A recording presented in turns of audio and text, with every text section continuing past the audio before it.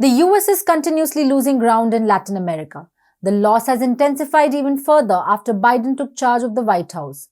This time the country is Ecuador. The United States has long been the main partner in the Ecuadorian economy, providing aid and investment. But this is now changing as China has become increasingly influential in the country, and Biden is unsettled by this. Hi, and welcome to TFI Global Latin America, TFI Global's channel dedicated to the America in the Americas. I'm your host Ananya Sharma. If you're watching us on YouTube, please subscribe and press the bell icon to get all the latest updates. If you're watching us on Facebook, do like, share and follow the page. Let's begin. In January, China and Ecuador concluded technical negotiations on a free trade agreement. The free trade agreements are a major driver of Ecuadorian economy. In 2021, the entire trade accounted for 51% of Ecuador's GDP.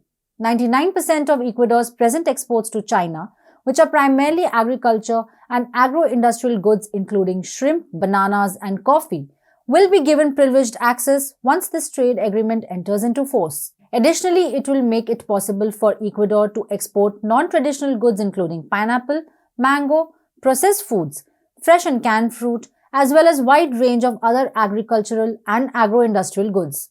Last year, China overtook the United States as Ecuador's top trading partner for non-petroleum products.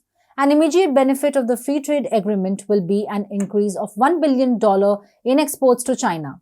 Customers in Ecuador will have improved access to high-tech goods at lower costs, including supplies, equipments, tools, cars, and machinery.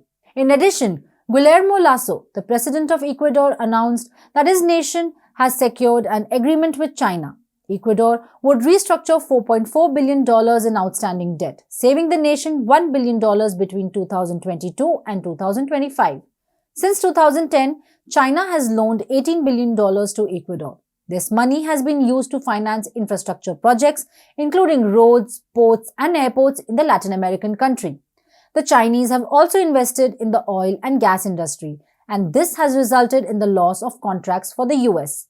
The United States' loss of influence in Ecuador is also due to its failure to respond effectively to the country's economic crisis. Ecuador's economy has been in a state of decline for many years, but the US government has failed to provide adequate support to the country.